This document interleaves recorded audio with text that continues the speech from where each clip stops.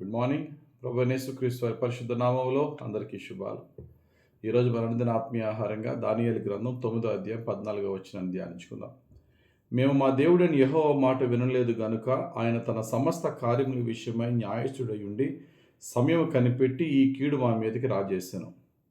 భక్తుడైన దానియేలు చెప్తున్న మాటలు. బైబిల్ గ్రంథం అంతట్లో కూడా యథార్థంగా జీవించిన వారు, ఇతనిలో ఏ తప్పు లేదు, ఏ పాపము లేదనే వారు పేర్లు మనం రాస్తే బహు కొద్ది మంది ఉన్నారు. ఆ కొద్ది మందిలో శ్రేష్ఠుడు దానియేలు. దానియేలులో ఏ తప్పన్నా ఏ పాపమన్నా దొరుకుతుందని చెప్పి 120 మంది పెద్దలు దానియేలుకి నష్టం కలిగించడానికి ట్రై చేసినా అతనిలో ఏ పాపము కనుగొనలేకపోయారు.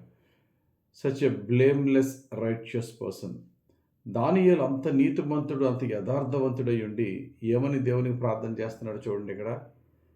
మేము మా దేవుడైన యెహోవా మాట వినలేదు గనుక ఆయన తన సమస్త కార్యముల విషయమై న్యాయస్థుడై ఉండి, మేము అని కలుపుకున్నాడు చూసారా. వాస్తవానికి ఇశ్రాయేలు బబులోను దేశంలో బానిసలుగా ఉన్నారు. దానికి కారణం ఇశ్రాయేలు పాపం చేసినప్పుడు వారి దుర్మార్గతను బట్టి దేవుడు నెబుకద్నెజరుకి అప్పగిస్తే బబులోనులో బానిసలుగా ఉన్నారు. బబులోను దేశానికి బానిసలుగా వెళ్ళిన దానియేలు, షడ్రకు, మేషకు, అబేద్నెగో యొక్క పవిత్రమైన పరిశుద్ధమైన జీవితం, దేవునికి తమను తాము డెడికేట్ చేసుకుని సమర్పించుకుని నీతిగా జీవించిన జీవితాన్ని బట్టి వారిని దేవుడు చాలా గొప్పగా హెచ్చించాడు, మహామంత్రులుగా చేశాడు అక్కడ.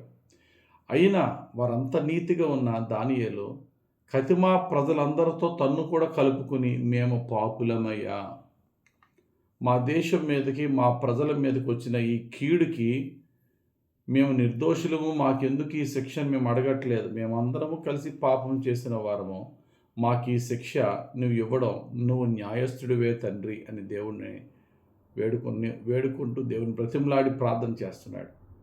గొప్పవారిలో ఉన్న లక్షణం అదే. సామాన్యులకి గొప్పవారికి తేడా ఏంటంటే, నష్టం వచ్చినప్పుడు, నింద వచ్చినప్పుడు, లేకపోతే ఏదన్నా డ్యామేజ్ అక్కడ జరిగినప్పుడు వెంటనే పక్కన వాళ్ళ మీద గెంటేస్తూ ఉంటారు సామాన్యులు. అతని వల్ల వచ్చింది, నిజంగా అతని వల్ల వచ్చిన రాకపోయినా నా మీద ఏది నింద, ఏ బాధ, ఏ డ్యామేజ్, ఏ నష్టం రాకూడదని పలానా ఆవిడ వల్ల జరిగిందండి, ఆయన వల్ల జరిగిందండి ఇది అంటారు. భక్తుడైనటువంటి ఆదాములాగా, ఆదాము అవ్వలు పాపం చేసినప్పుడు ఆదామా ఎందుకు తిన్నావంటే నేను టెంప్ట్ అయిపోయిన ప్రభావంలే, నువ్వు నాకు ఇచ్చిన అవ్వ వల్ల ఇదంతా జరిగిందని బ్లేమ్తో తన మీద వేసాడు.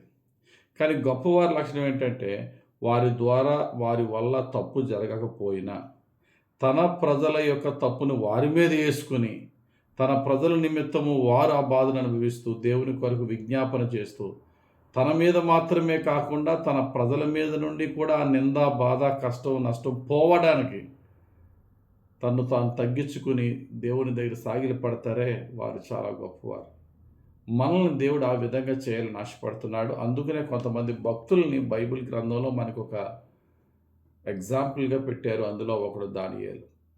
సేమ్ నెహెమ్యా కూడా ఇలాగే ప్రార్థన చేస్తాడు. నెహెమ్యా గ్రంథంలో మనం చూస్తే, నెహెమ్యా గ్రంథము 1వ అధ్యాయం 6వ వచనం మనం చదివితే, నీ చెవి యొగ్గి నీ నేత్రములు తెరచి నీ సన్నిధిని దివారాత్రము నీ దాసులైన ఇశ్రాయేలు పక్షముగా నేను చేయు ప్రార్థన అంగీకరించుము.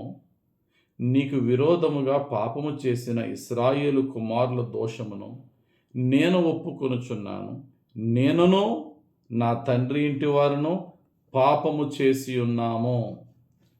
దానియేలు ఎలాంటి నీతిమంతుడో నెహెమ్యా కూడా అంత నీతిమంతుడు. యోదయ దేశానికి గవర్నర్గా డిప్యుటేషన్కి వెళ్ళి అతని జీతంలో ₹1 తీసుకోకుండా, లంచాన్ని అసలే ముట్టకుండా తన జీతం కూడా సాక్రిఫైస్ చేసి యెరూషలేము గోడ కట్టించాడు.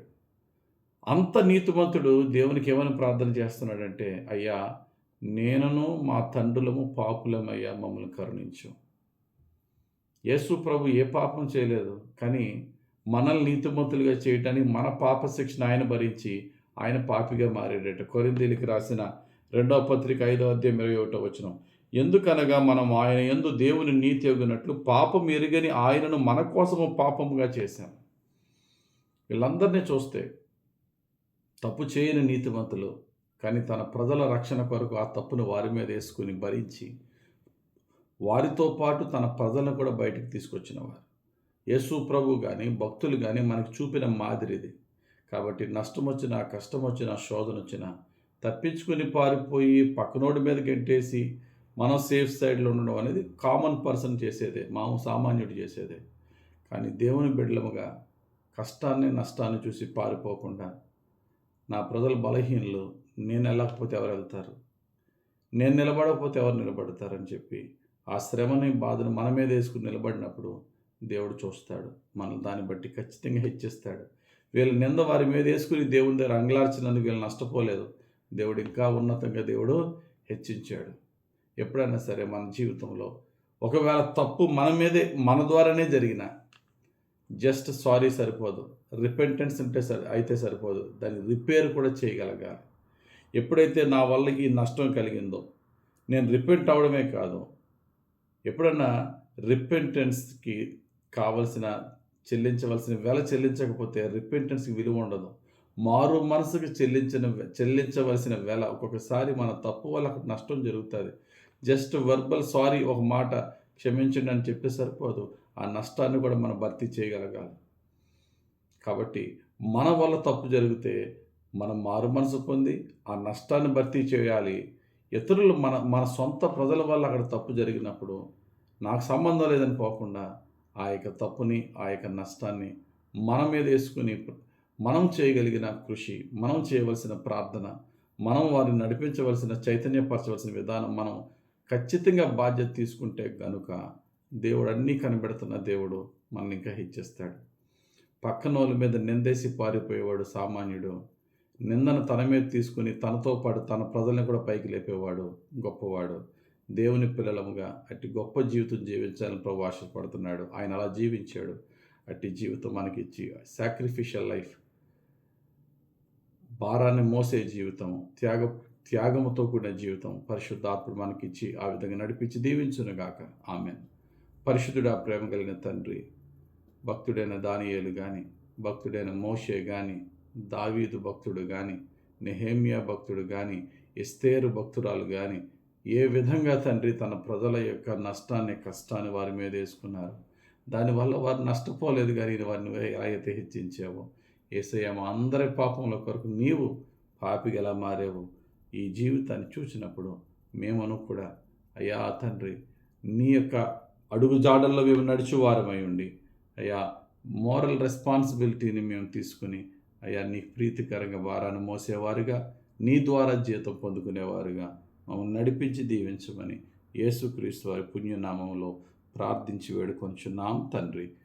ఆమెన్. తండ్రి యొక్కయు, కుమారుని యొక్కయు, పరిశుద్ధాత్మ దేవుని అభిషేకం హెచ్చుగా మనపై దిగి వచ్చి మనల్ని రక్షించి కాపాడి దీవించును గాక. Amen. God bless you. Have a very blessed day.